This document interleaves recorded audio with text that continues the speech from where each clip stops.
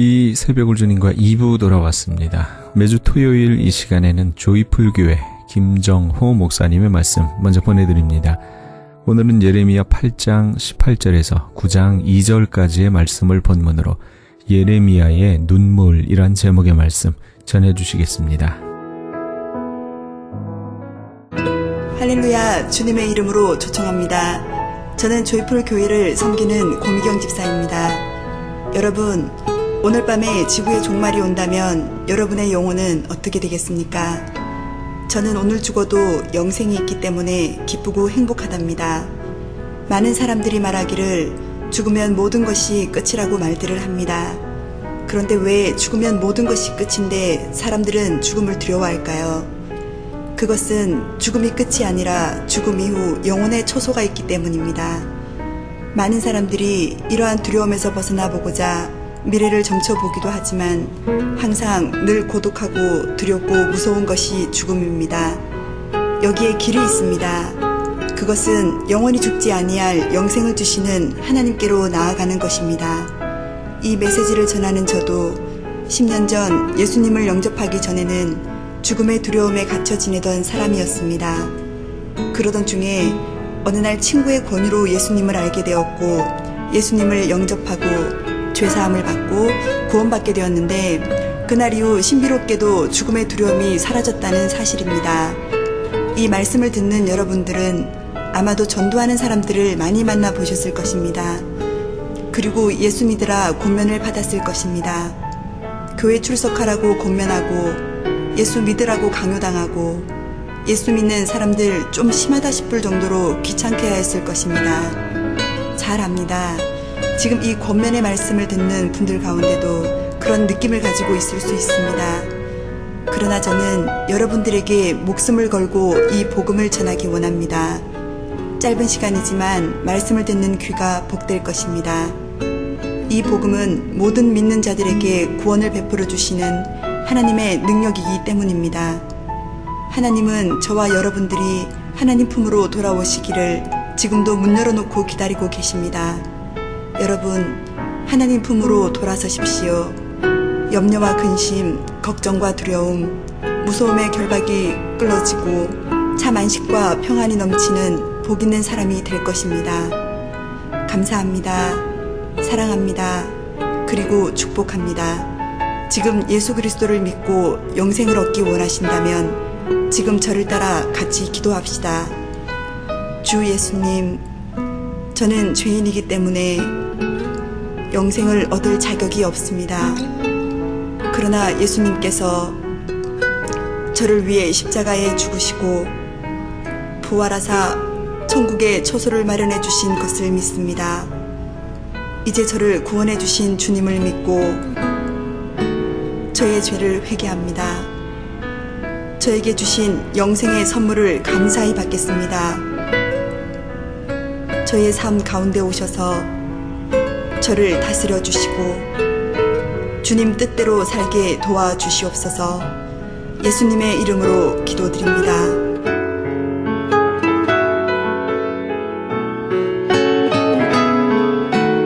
이제 당신은 예수 그리스도를 영접하였으므로 하나님의 자녀가 되는 권세를 얻었습니다. 축하드립니다. 그리고 신앙생활에 도움이 필요하시면 다음으로 연락을 주시면 친절히 안내하겠습니다. 213-389-2046 조이풀 교회로 연락 주시면 감사하겠습니다. 조이풀 교회를 소개합니다. 조이풀 교회는 이민자에게 꿈과 비전을 제시하는 교회입니다. 특별히 2세 교육에 특별한 사명을 가지고 있는 교회로서 이민의 땅에서 고통당하는 이민자들을 위한 기도하는 교회입니다. 조이풀 교회는 초대교회를 꿈꾸는 교회입니다. 작지만 큰 교회를 지향합니다. 변치 않는 하나님의 사랑을 느끼고 싶다면 오십시오. 가족처럼 따뜻한 사랑이 그립다면 오십시오. 누구에게도 말할 수 없는 고통이 있다면 오십시오. 죄와 질병과 가정 문제의 번민이 있으십니까? 오십시오. 조이풀 교회는 LA 한인타운 제임스 M 우드와 웨스트 모어랜드에 위치하고 있습니다. 예배는 주일 1부 예배 8시 30분, 2부 예배는 11시, 수요 저녁 예배는 7시 30분에 있습니다. 새벽 예배는 화요일부터 토요일까지 5시 30분에 드립니다. 주님의 이름으로 여러분을 초청합니다. 죄는 자라나요. 그래서 사도 바울이 말하되 죄는 모양이라도 버려라. 품지도 말고 생각지도 말라는 거예요. 죄가 자라면, 여러분, 죄가 자라면, 우리의 자식은 자라면 부모의 기쁨이 되지만 죄가 자라면은 여러분 사망에 이르게 되는 줄 발견하시길 바랍니다. 예루살렘은 의인한 사람이 없어서 하나님의 징계의 막대기를 두들겨 맞았고, 그 백성들은 포로로 붙잡혀가고, 남은 자들은 기근에 시달리다가 밥 한 숟가락 때문에 비극을 맞이하는 그런 비참한 도탄에 빠진 삶을 살게 되었다는 사실입니다. 그래서 예레미야는 눈에 눈물이 마를 날이 없었다는 거예요. 예레미야는 왜 형제들에게, 왜 가족들에게, 왜 친구들에게, 제사장들에게, 그리고 동족들에게, 왕에게 왜 쫓겨나고 구렁텅이에 빠지면서 조롱을 받고 핍박을 받았습니까? 예레미야가 뭘 잘못했습니까? 잘못한 거 딱 하나 있어요. 하나님의 심판을 선포한 거예요.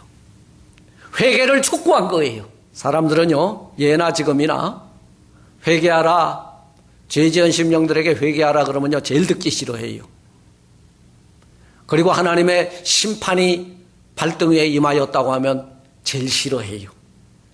좋은 이야기는 듣기를 좋아합니다. 은혜 받을 자여, 이 집에 평강이 있을지어다. 오늘 하늘 문이 열리고 여러분 대박 축복을 받을 것입니다. 너무 좋아. 여러분 어느 교회 가겠습니까? 조이풀 교회는 오늘 어떤 설교를 하는지 가르쳐 줄까요?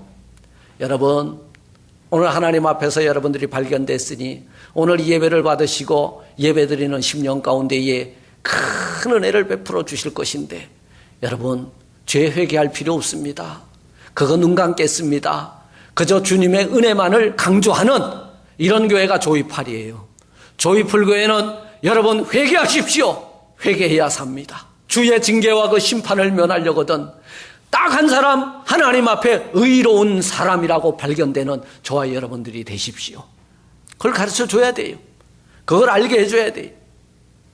오늘날처럼 심판과 회개 메시지는 예나 지금이나 인기가 없어요. 인기가 없을 뿐만 아니라 핍박까지 당해요. 우리 목사님은 맨날 두들겨 패기만 하고 말이야. 우리가 뭘 잘못했다고 맨날 회개하라 그래. 여러분 잘못한 거 없습니까? 그게 잘못이에요. 회개할 거 없습니까? 그게 회개할 거야. 여러분들이 뭐 그렇게 의롭습니까? 여러분 대단히 의로운 사람들이에요. 단서가 있습니다. 그리스도의 보혈로 덮고 씻어줄 때 의로운 거지, 여러분 스스로 의롭다고 자랑하지 마십시오. 스스로 의로워질 수 있는 사람은 하나님 외에는 아무도 없는 줄 믿습니다.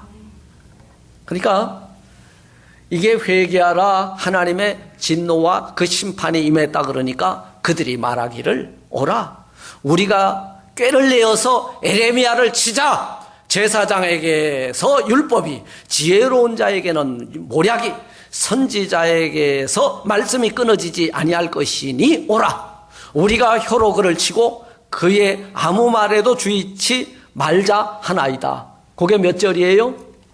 여러분 이게 에레미야서 18장 18절의 말씀이에요. 우리가 꾀를 내자. 에레미야를 쳐버리자. 제사장에게 율법이 있고 지혜로운 자에게 모략이 있고 선지자에게 말씀이 끊이지 아니할 것이니 오라 우리가 혀로 그를 치고. 목사님 쫓아내려면 딱 요거만 하면 돼요. 저녁에 집에 가가지고 두 사람한테 전화만 걸면 이미 전쟁은 시작이요. 그거요 다음 주에 보면 썰렁해요. 이 카드라만 하면 돼. 카드라. 우리 목사님 집사님 미워한다 카드라. 끝난 거예요. 그럼 카드라 통신이 여러분 우리가 혀로그를 치고 그의 아무 말에도 주의치 말자. 이게 예레미야서 18장 18절의 말씀이에요. 이것이 배도하고 범죄한 인간들의 모습이에요. 생각이에요.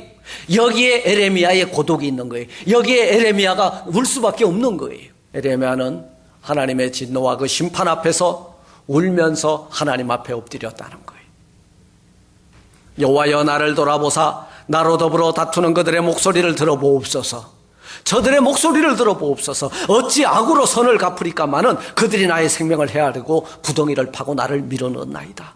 내가 주의 분노를 그들에게 돌이키려 하고 주의 앞에서 그들을 위하여 선한 말씀한 것을 기억하옵소서. 이게 예레미야서 18장 19절의 말씀이에요. 그러하온즉 그들의 자녀를 기근에 내어주며 그들의 칼에 세력에 붙이시며 그들의 아내들은 자녀를 잃고 과부가 되며 그 장정은 사망을 당하며 그 청년은 전장에서 칼을 맞게 하시며, 이게 하나님의 심판이거든요. 그런데요, 예레미야가 이 백성을 끌어안고 이 땅을 끌어안고 그것을 면하게 해달라고 목숨 걸고 기도한 거거든요. 눈물을 흘리며 기도한 거거든요. 그런데 그 백성들은 오히려 그를 핍박했잖아요. 그런데요, 이 일이 현실로 일어났어요.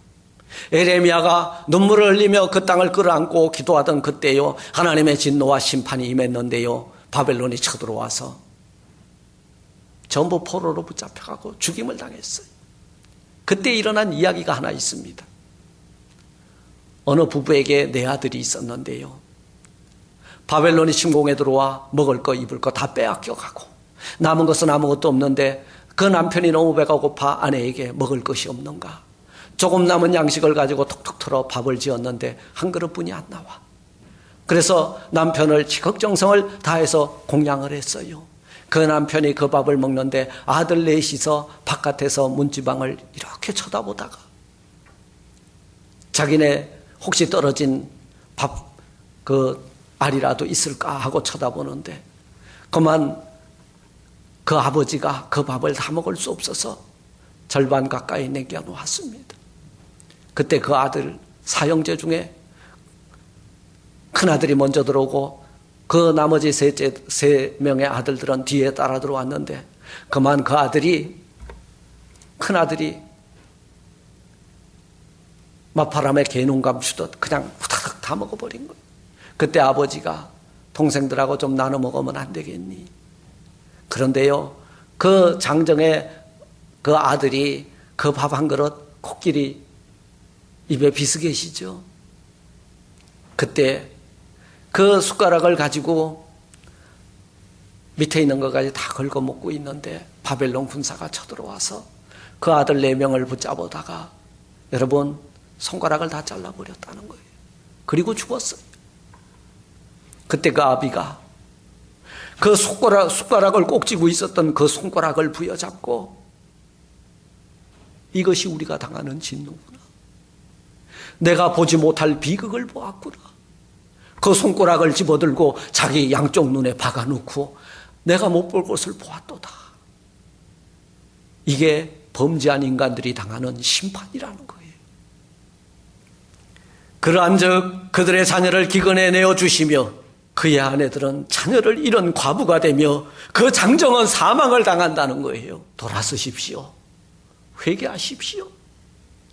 주의 진노의 그 심판의 도끼날이 우리 발에 있다는 거예요. 이런 회개를 촉구하는 설교를 하는 목사가 얼마나 인기가 있겠습니까마는 여러분 회개해야 됩니다.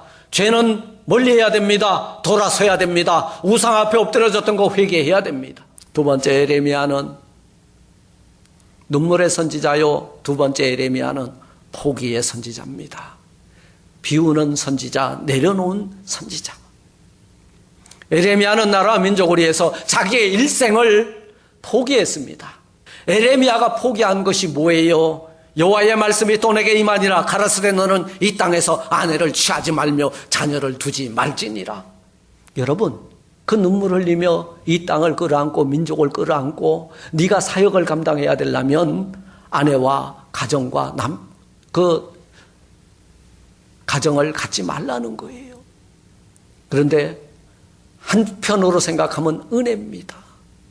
아내는 과부가 되고 그 장정한 아들들을 잊게 되고 가정이 파탄이 나리라는 거예요. 여기에 생산한 자녀와 이 땅에서 그들을 해산한 어미와 그들을 낳은 아비에 대하여 나 여호와가 이같이 말하노라. 그들은 독한 질병으로 죽고 슬퍼함을 입지 못하며 매장함을 얻지 못하며 지면의 분토와 같을 것이며 칼과 기근에 망하고 그 시체는 공중의 새와 땅의 짐승의 밥이 되리라. 에레미야서 16장 1절로 4절의 말씀이에요. 죄범한 나라와 민족, 회개하지 못하고 우상을 섬기는 나라와 민족은요, 이런 징계를 당하게 되리라는 말씀입니다. 에레미야는 무엇을 포기했어요? 선지자로서의 오토리티를 포기했어요. 대접을 받고자 하는 것을 포기했어요. 친구들이 외면하고 제사장이 내어 쫓고 왕이 쫓는, 왕에게 쫓기는 신세가 되었지만 그 권세 포기했어요. 가정을 갖는 거 포기했어요. 아내와 자녀를 두는 것을 포기했다는 거예요. 구약 성경에서 가장 큰 포기한 사람의 인물을 들려면은 아마 저는 모세를 먼저 들고 싶습니다.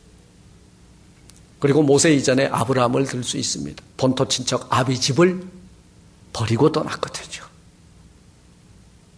그리고 에레미야는 가정을 포기했거든요. 또 한 사람이 있어요. 사도 바울은 뭘 포기했어요? 명예도, 권세도, 엘리트, 신분도 다 포기했어요. 할 수 있는데 안 하는 것이 포기입니다. 할 수 없는데 포기는 비겁한 자가 하는 거예요. 다 가지고 있는데 그것을 행사하지 아니하고, 이게 진정한 하나님의 나라의 노블레스 오블리주입니다. 우리는 무엇이든지 다 할 수 있어요. 그런데 하나님의 영광 위하여, 그리고 죄범한 영혼들을 위해서 내 권세를 쓰지 않고 오히려 자기를 비워 종의 형체를 갖는 것, 이것이 모세와 아브라함과 에레미야를 통해서 또 바울을 통해서 예수님을 통해서 배우는 저와 여러분들 되시기를 주님의 이름으로 축원을 드립니다. 제자들도 집도 건물도 아비도 버려두지 않았습니까? 사랑하는 성도 여러분, 믿음이란 뭡니까? 포기에서부터 출발되어지는 거예요. 포기란 뭡니까? 나를 그리스도와 함께 십자가에 못 박아 죽이는 데서부터 출발되는 거예요. 어느 날 이영규 선교사가 쓴 내려놓음이라고 하는 책이 있었습니다. 그런데 내려놓지 마세요. 왜 내려놓습니까? 거기에다 못 박으세요. 그게 포기입니다. 나는 죽고 내 안에 그리스도가 살게 하시기 원하신다면 그리스도와 함께 십자가 밑에 내려놓지 마시고 여러분 인생을 못 박아 죽이세요. 그러면 내 안에 그리스도가 다시 사는 역사가 일어나게 될 줄 믿습니다. 이게 유본이에요. 이게 새 피조물이 되는 거예요. 여성이 엄마가 되려면 뭘 포기해야 되나요? 여자이길 포기해야 돼. 엄마인데도 여자이고 싶으면요, 가정경제가 좀 위기를 당합니다. 여자는 돈이 많이 들어가, 엄마는 돈이 별로 안 들어가. 웃는 사람들 좀 심각한 거예요. 포기해야 돼요. 아니, 가정경제가 어려운데 자녀들 교육비 대랴 뭐 하랴 해주다 보면 명품 포기해야 돼요. 좋은 목걸이 포기해야 돼. 근데 포기를 못하니까 남편을 볶는 거예요. 그리고 마이너스 카드 통장 쓰는 거예요. 포기하십시오. 바울도 앞에 말씀드렸잖아요. 3가지를 포기했어요. 엘리트. 그보다 엘리트 교육받은 사람 없어요. 혈통, 이스라엘의 적통입니다. 신분, 로마 시민권자입니다. 하나님을 위해서 배설물과 같이 여기고 포기해버린 거예요. 여러분, 배설물은 포기하는 거예요. 배설물 끌어안고 아이고 이쁘다고 쓰다듬어 줄 사람 있나요? 이 사람은 갈 병원이 있어. 어딘지는 여러분들이 알 것이에요. 오늘 내가 포기할 것은 뭐냐? 무엇 때문에 포기해야 되는가? 주께서 나를 부르셨고 나에게 미션을 주셨기 때문에 이 미션을 수행하기 위해서 내가 가지고 있는 권세와 그리고 특권을 포기할 줄 아는, 십자가에 못 박을 줄 아는 저와 여러분들 되시기를 주님의 이름으로 부탁합니다. 마지막 눈물의 선지자 에레미야는 어떤 사람이냐? 기도하는 선지자였습니다. 에레미야는 내 마음을 주의 얼굴 앞에 물쏟듯 할지어다. 오늘 또 보니까요, 어찌하여 내 머리는 물이 되고 내 눈은 눈물 근원이 됐고 9장 1절이에요. 그렇게 되면 살육당한 딸 내 백성을 위하여 주야로 고급하리로다. 주야로 울고 있다는 거예요. 슬픕니다. 추수할 때가 지나고 여름이 다 했으나 우리는 구원을 얻지 못하는데 딸 내 백성, 딸 내 백성. 여러분, 하나님의 백성들이 아직 위로받지 못하는 까닭은 죄에서 돌이키지 아니하고 그 심판의 그 중한 메시지 앞에서 그걸 경홀히 여기고 무시했기 때문이라는 거예요. 이걸 끌어안고 그는 기도했습니다. 길머리에서 주려온 미안 내 어린 자녀의 생명을 위하여 주를 향하여 손을 들지어다. 에레미야에가에서 그는 이렇게 참 애간장이 끊어지는 듯한 기도로 하나님의 그 징계와 진노와 심판을 면하게 해달라고 항상 기도한 사람이에요. 독일 베를린에 가면 큰 교회가 하나 있답니다. 지하 기도실에는 1943년 2차 세계대전부터 지금까지 기도하는 사람이 끊이질 않는다 그래요. 계속해서 릴레이 기도를 한답니다.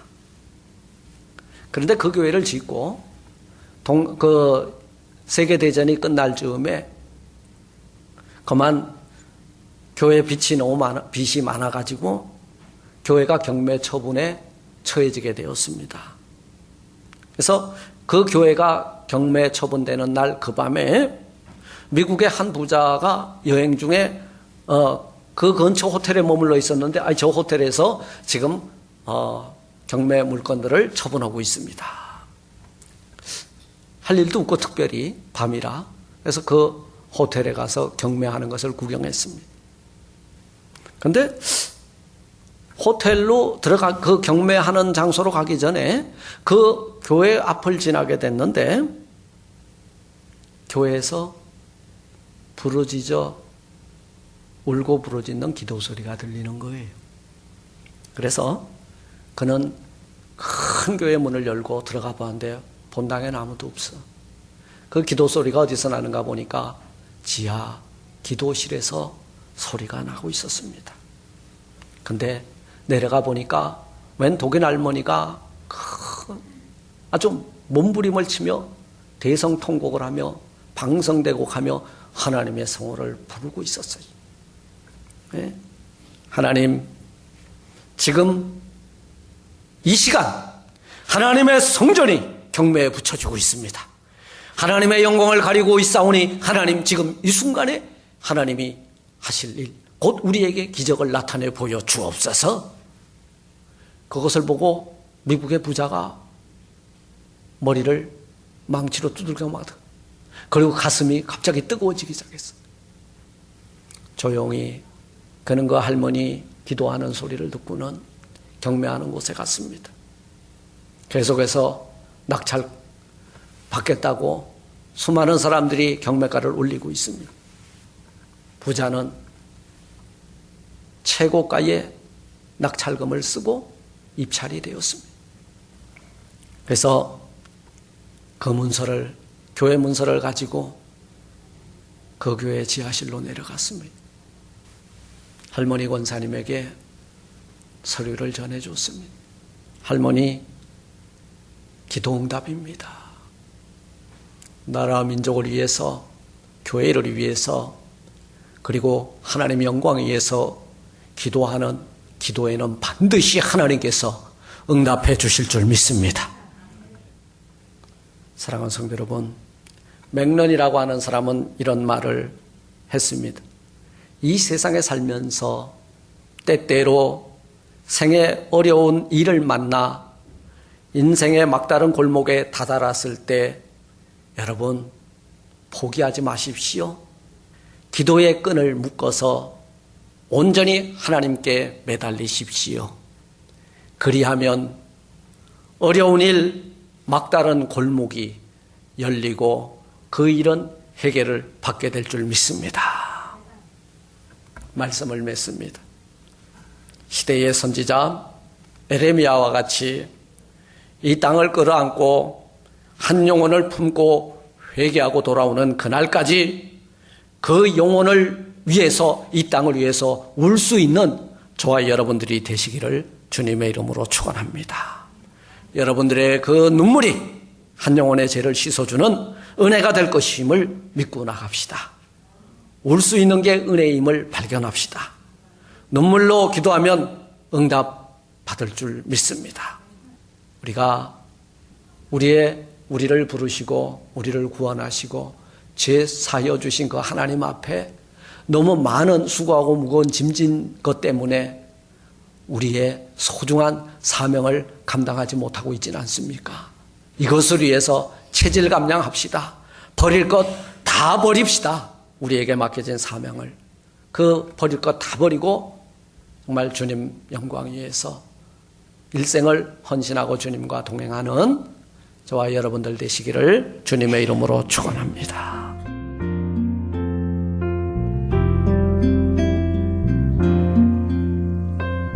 지금까지 조이풀교회 김정호 목사님께서 예레미야의 눈물이란 제목의 말씀 전해주셨습니다.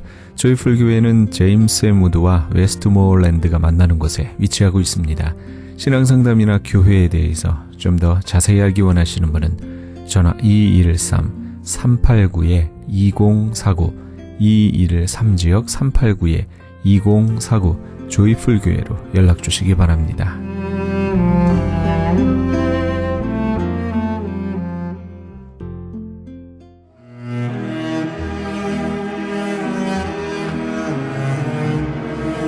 크리스천 헤럴드는 신문과 라디오는 물론 TV, 인터넷을 통해 예수님의 복음을 가장 멀리, 가장 많이 전하는 종합 미디어입니다.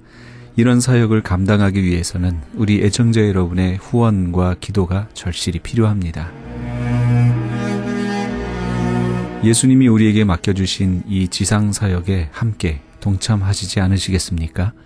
내가 너희에게 분부한 모든 것을 가르쳐 지키게 하라 말씀하신 우리 예수님의 지상명령에 함께 동참하시기 원하시는 분은 전화 213-353-0777 213지역 353-0777번으로 전화 주시면 자세히 안내해 드리겠습니다.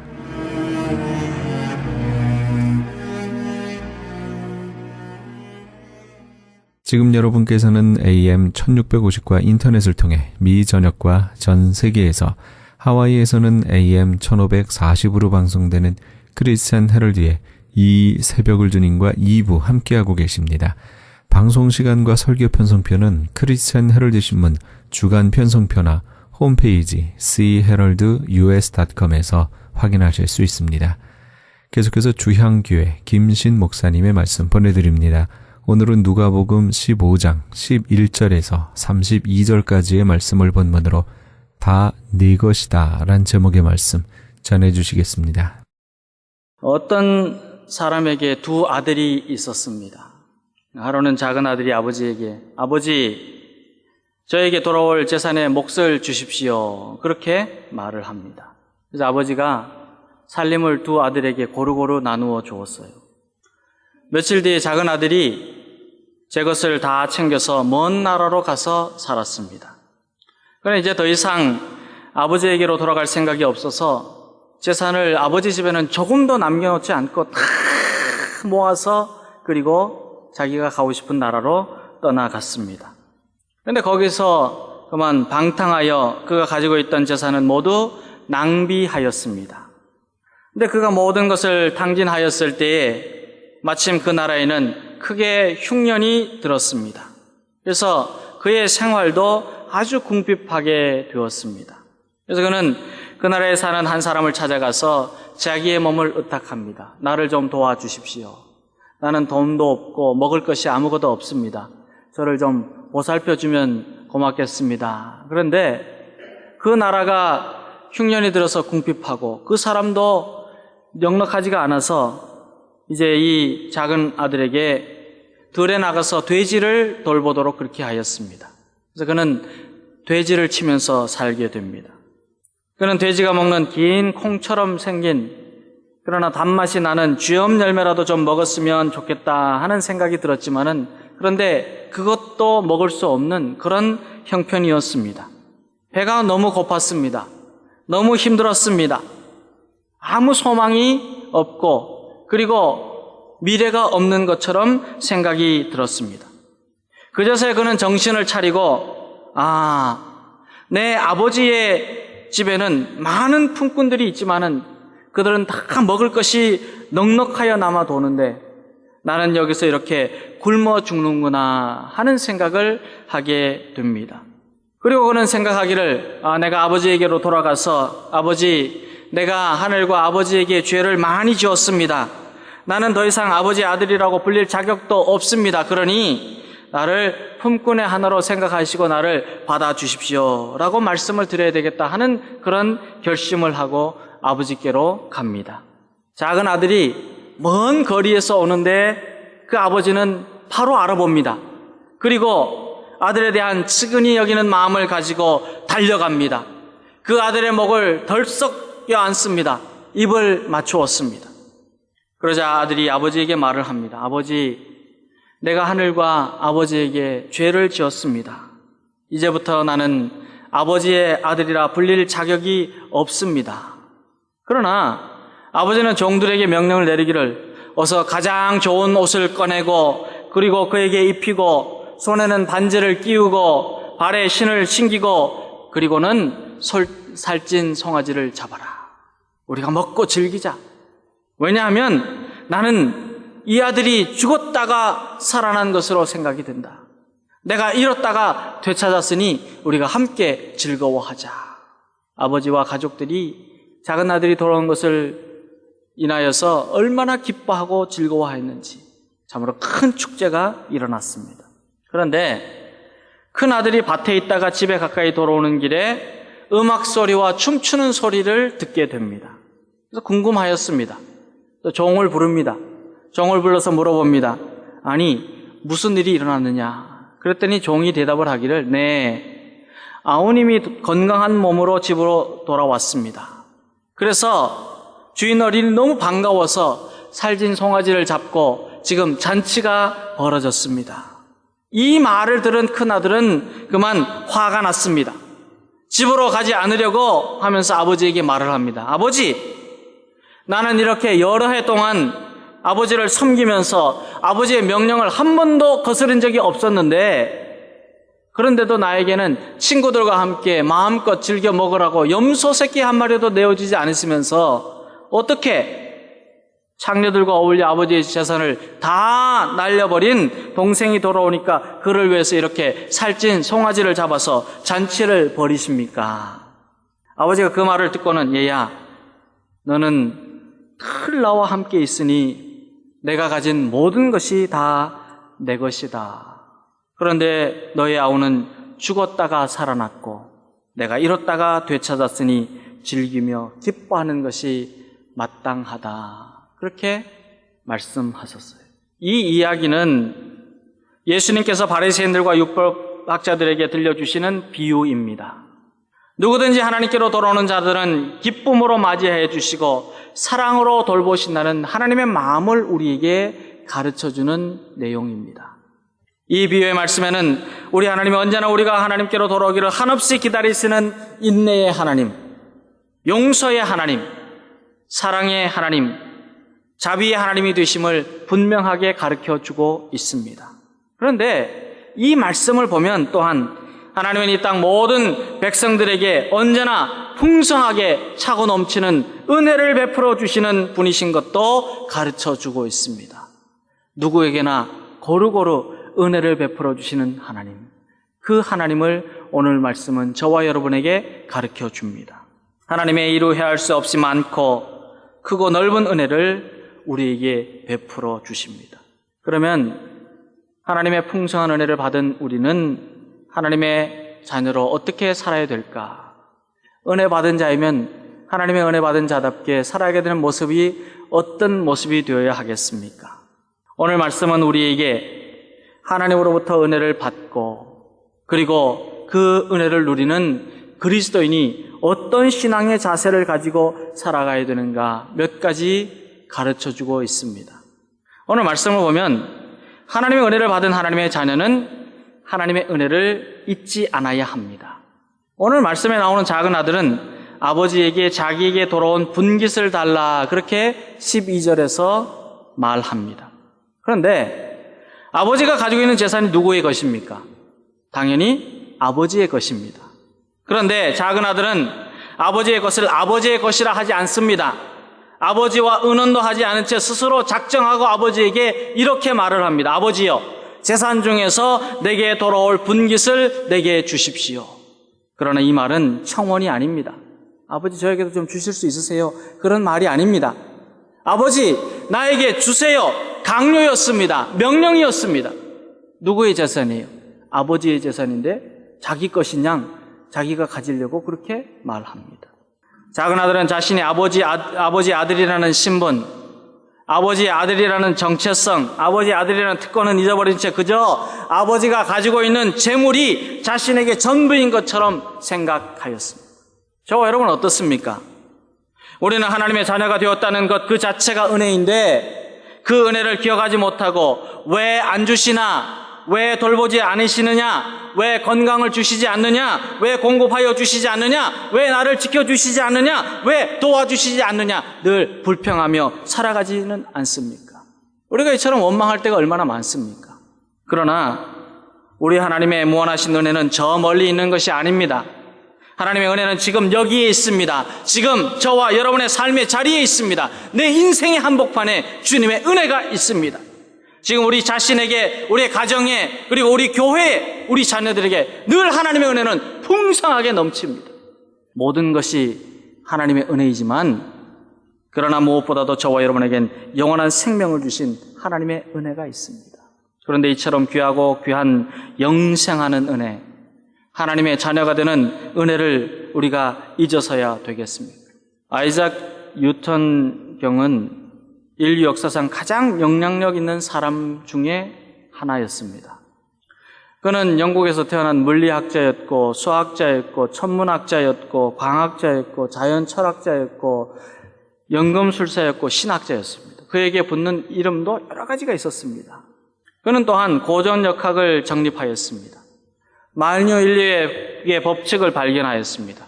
수학의 미적분학을 정립하였습니다. 기하 광학도 체계화하는 수많은 업적을 남겼습니다. 아주 유명하고 많은 사람들이 존경을 합니다. 그런데 뉴턴경이 그렇게도 유명한 사람이었지만은 나이가 많이 들면서 세상을 떠날 즈음에는 건망증이 점점 심해졌습니다. 일종의 치매가 왔어요. 자꾸 잊어버리는 거예요. 모든 것을 잊어버리기 시작합니다. 심지어는 자기의 나이도 그리고 자기의 생년월일도 자꾸 잊어버리는 거예요.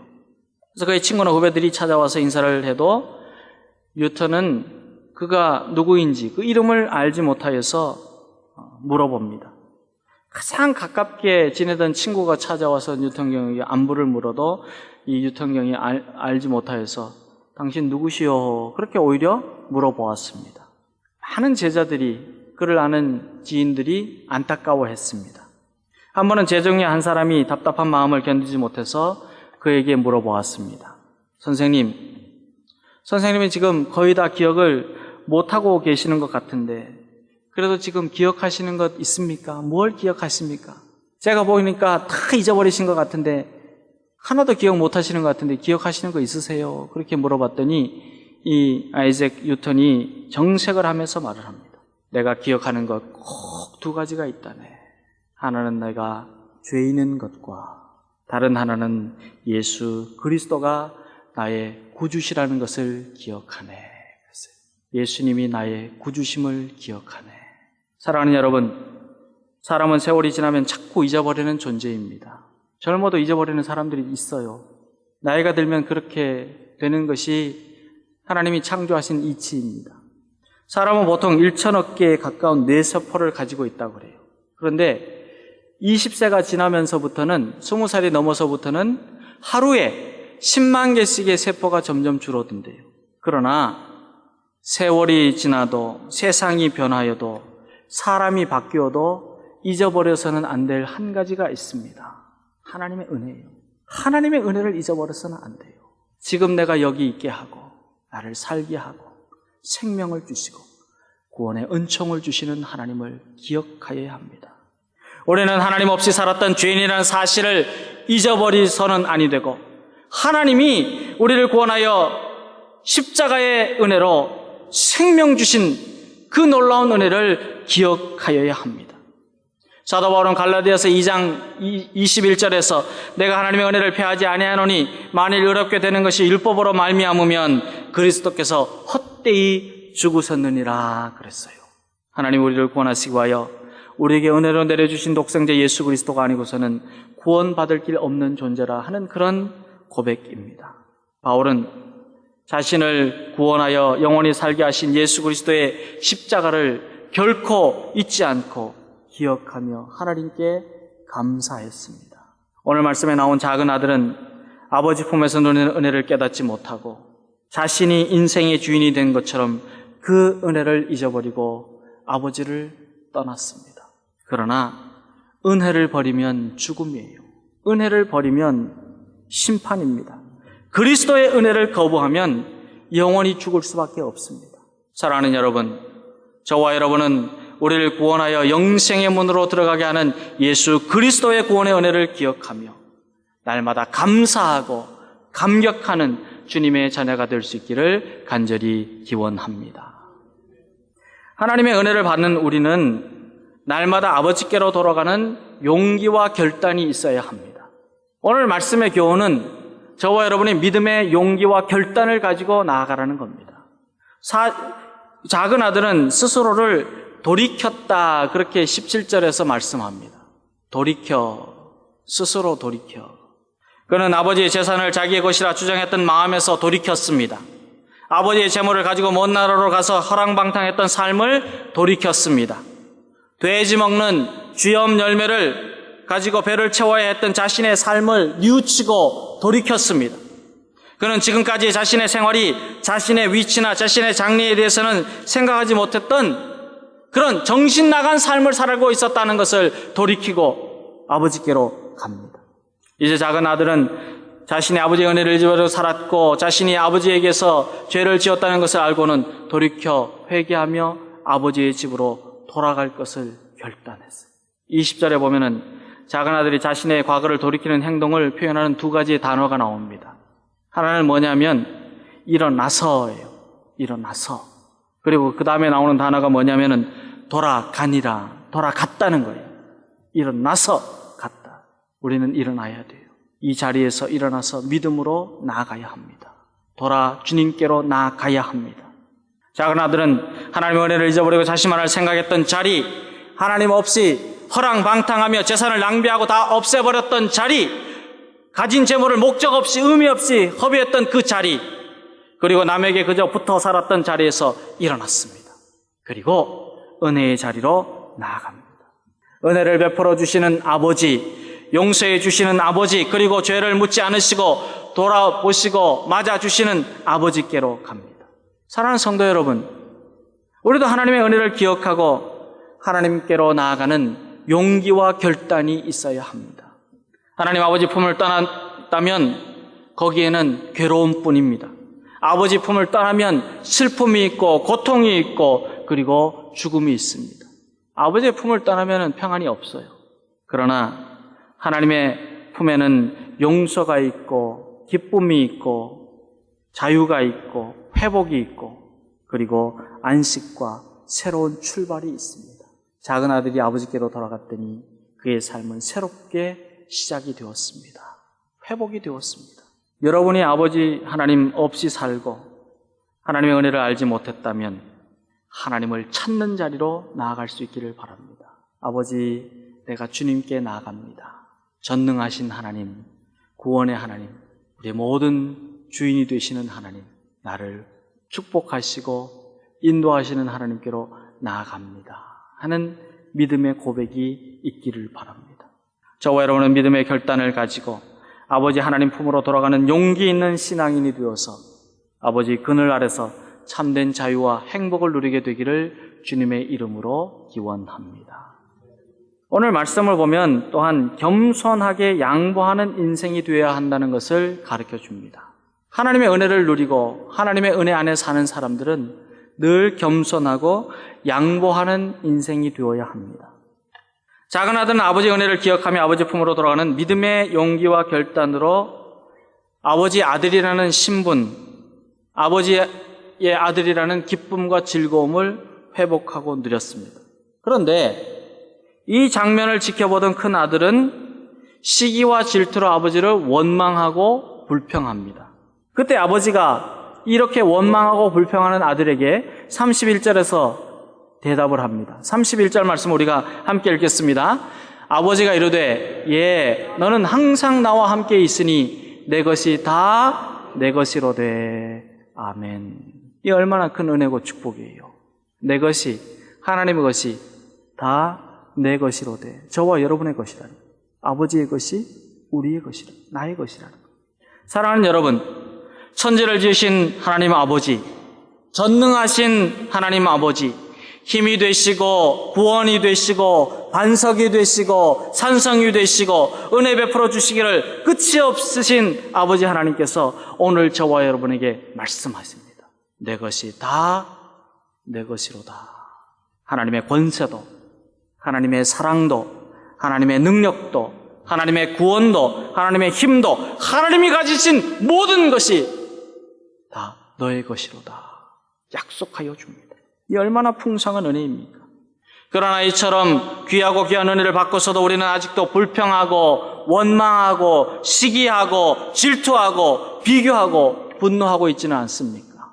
아직도 마음속에 평안을 누리지 못하는 그런 미련한 인생은 아닙니까? 우리가 오늘 말씀에 나오는 큰 아들과 같은 모습으로 살고 있다면, 그리고 종교적인 특권만을 주장하는 바리새인처럼 자기를 내세우기 위해 급급한 율법 학자들처럼 살고 있다면 회개하여야 합니다. 하나님의 자녀가 된 저와 여러분은 겸손하게 양보하는 인생이 되고 주님을 사랑하고 나누고 섬기는 그리스도인이 될 수 있기를 주의 이름으로 기원합니다. 이스라엘 백성들이 광야에서 생활할 때였습니다. 모세 옆에는 늘 70명의 장로들이 따라다녔는데, 그러면 이 장로들이 어떻게 임명을 받을 수 있었겠느냐? 그 많은 장로들이 어떻게 임명을 받을 수 있었겠느냐? 민수기의 미드라시라고 하는 그 책을 보면은 이런 이야기가 전해져 내려옵니다. 이 미드라시는 랍비들이 구약 성경을 해석할 때에, 주의할 때에 사용하였던 책인데, 이 미드라시에 나오는 이야기입니다. 모세가 하나님의 말씀을 듣고, 그리고 장인 어른인 이드로의 그 권면을 받으면서 장로들을 세우려고 합니다.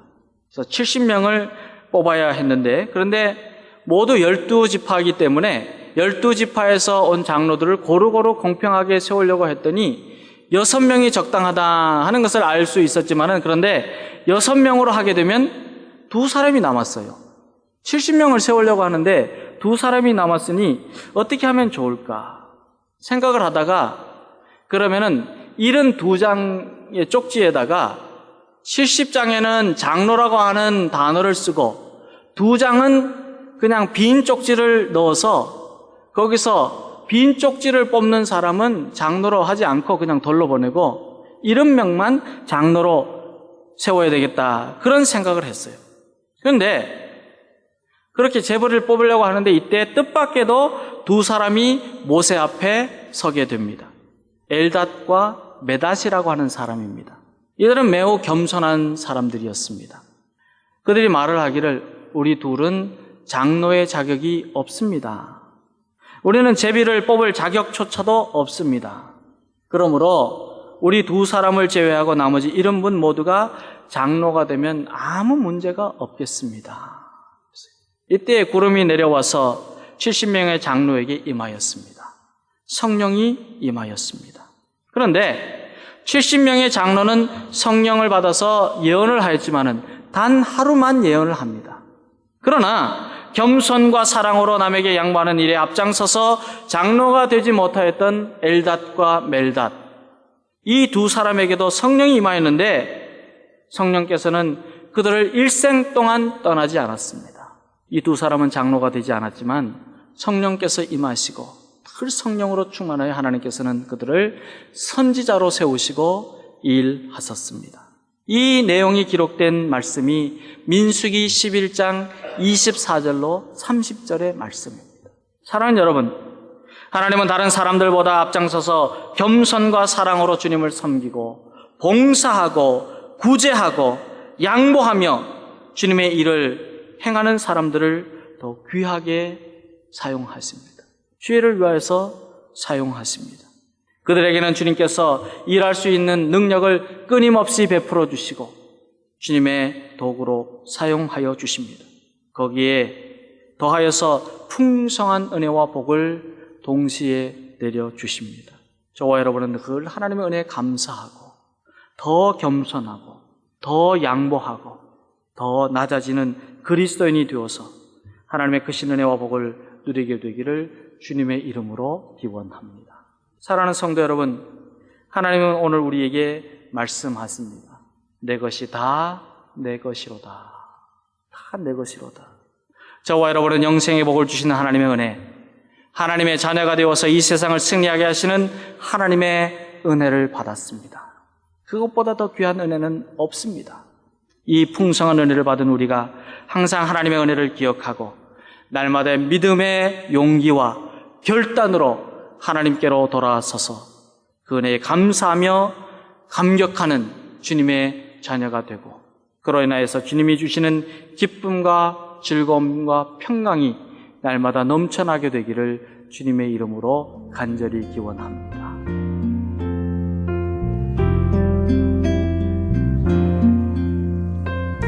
지금까지 김신 목사님께서 다 네 것이다 란 제목의 말씀 전해주셨습니다. 주향교회는 3412 웨스트 4가 스트리트 LA에 위치하고 있습니다.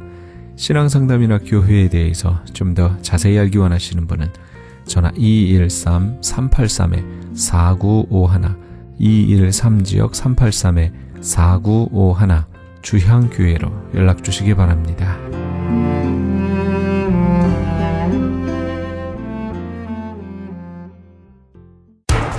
기적의 영양제 M3를 아십니까? 무슨 병에 걸렸던지 큰 효과를 준다는 그 신비한 기적의 영양제.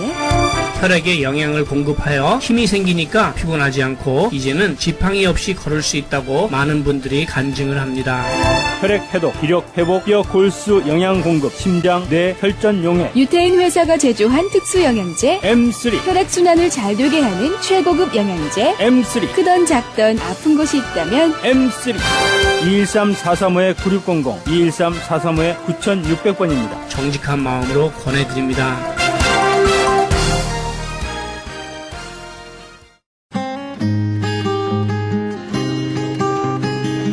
교계 게시판.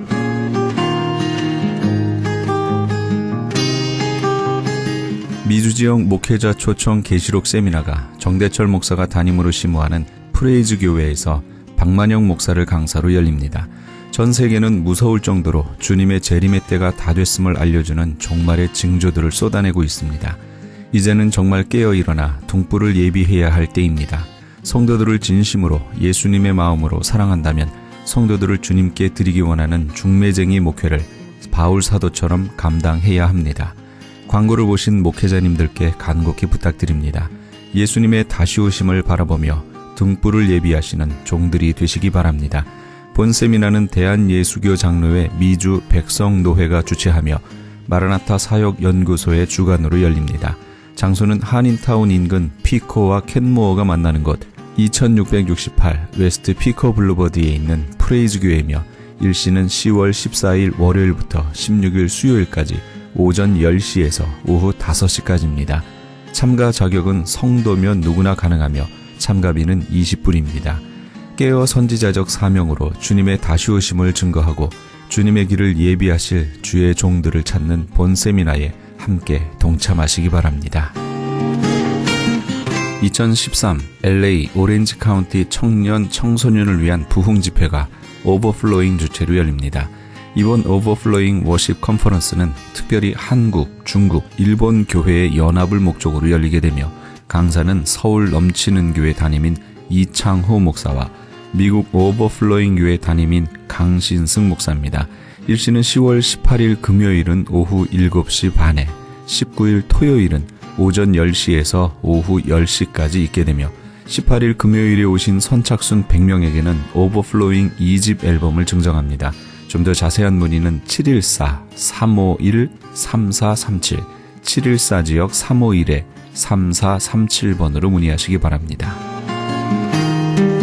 이영선 목사가 단장으로 있는 남가주 미랄 선교단에서 제16회 장학기금 모금 후원의 밤 행사를 개최합니다.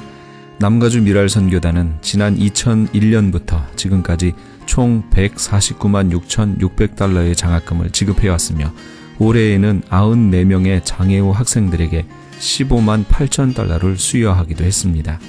특별히 이번 찬양의 밤 행사에는 CCM 가수 소향과 아메리칸 아이돌 한희준 군이 각각 초청될 예정입니다. 일시는 10월 25일 금요일에는 ANC 온누리교회에서, 10월 26일 토요일에는 남가주 사랑의 교회에서, 10월 27일 주일에는 베델 한인교회에서 있을 예정입니다. 좀 더 자세한 문의는 714-522-4599, 714지역 522국에 4599번으로 하시기 바랍니다. 교계 게시판에 대한 좀 더 자세한 사항은 크리스찬 헤럴드 신문 교계 소식란을 참조하시기 바랍니다.